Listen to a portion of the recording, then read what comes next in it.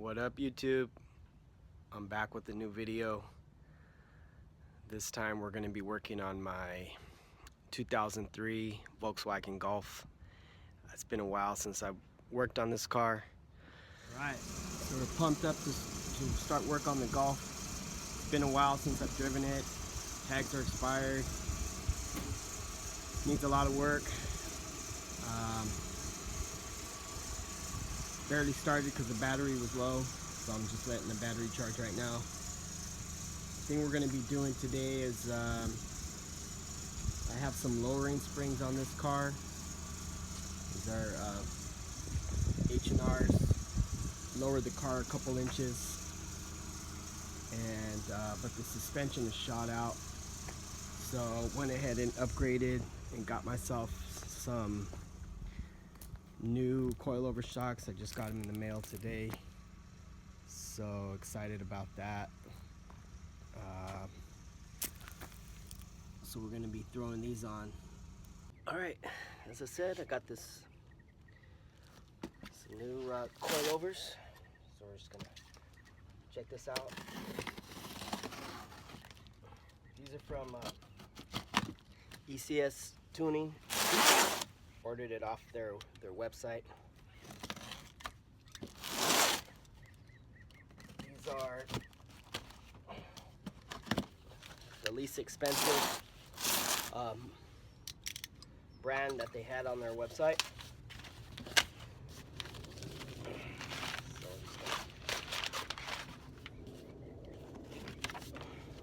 This is the company right here.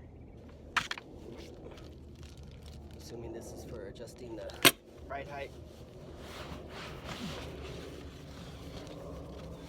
Now the thing I wasn't sure about is whether these come with shocks for the rear. So we're going to check that right now. Here's the front.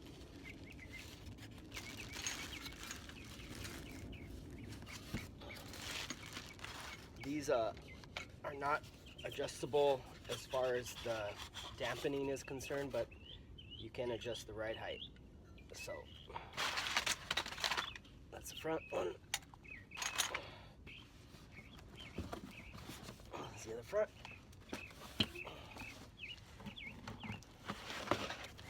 And this is the rear.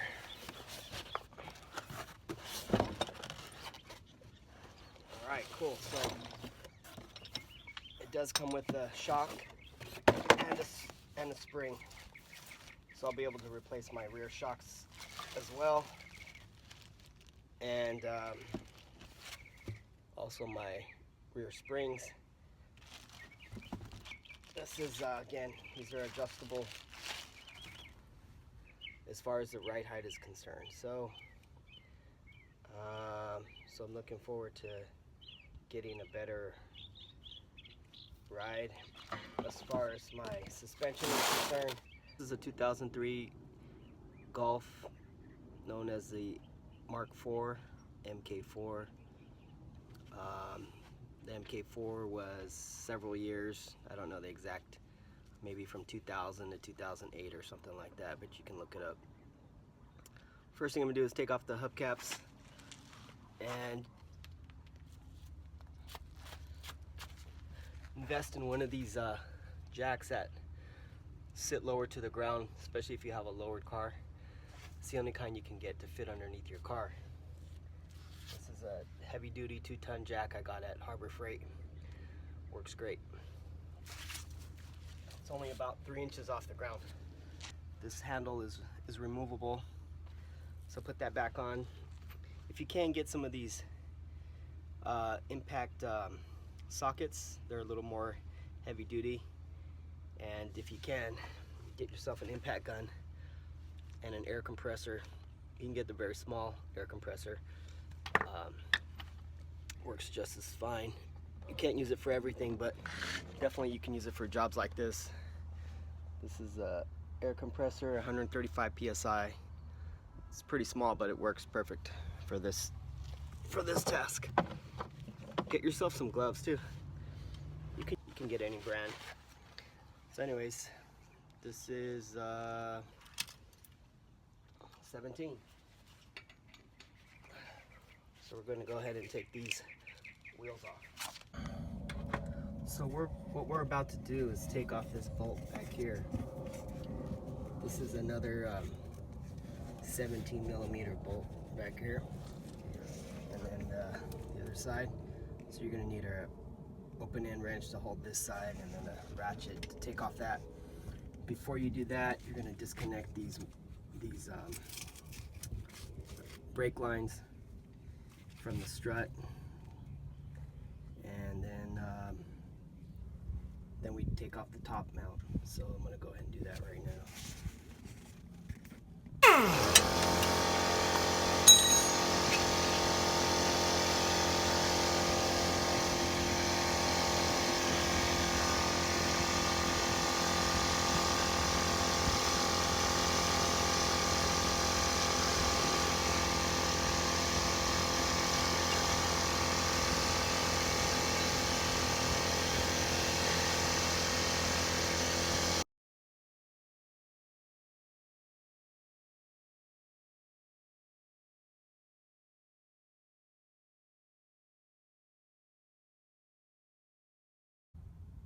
Alright, so this side, this is the driver's side. It came out pretty easy. I just loosened up took off that bolt and banged on the strut mount with the hammer here and here, and it went down.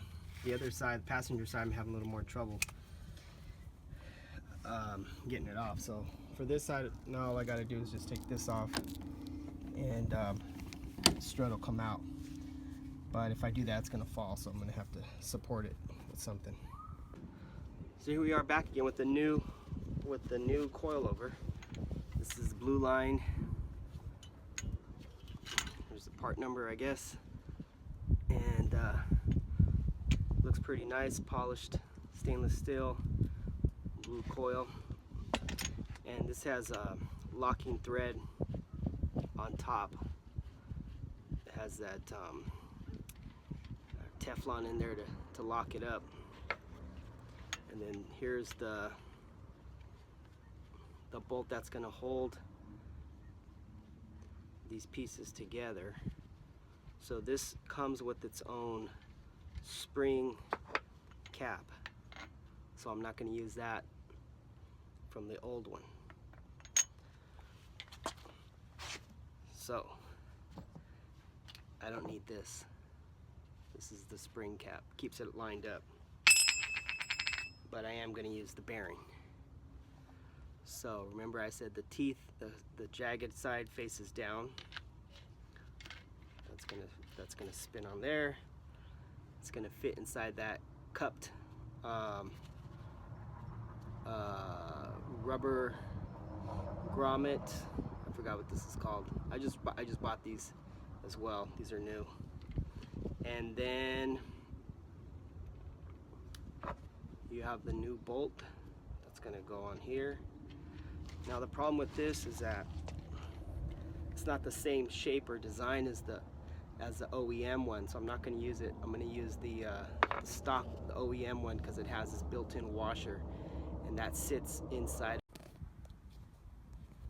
So here's the stock bushing, rubber bushing, the stock bolt on top, and everything else. So I'm going to bolt that, tighten that down, and then install it. Alright YouTube, we're having some problems here.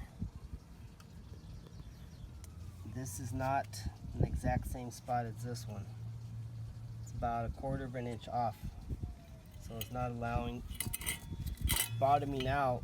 This is bottoming out before I can, this is clearing where the bolt needs to go through. So once it bottoms out, it's still in the way. So I'm just gonna have to cut this bad boy off, get around this situation. Alright, you scallywags, that's where we're at. I had to cut off a piece of the bracket in order to get this thing to fit. This is off by about 1/4 of an inch. So I'm just gonna cut it off. I'm gonna leave a piece of it on there so that way the shock can stay in alignment with the strut mount, but I just need to cut off the bottom half.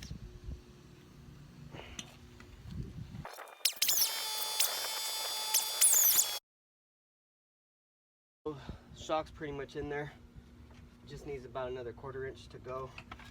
So I'm just gonna go ahead and use the weight to push it in the rest of the way. I made a little mark on there with a Sharpie, so I know when I'm seated fully.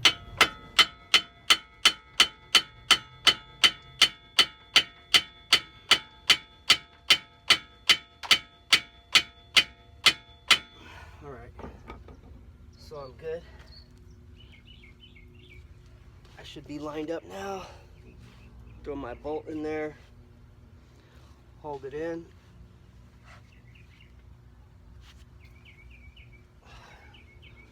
Throw this bolt in there.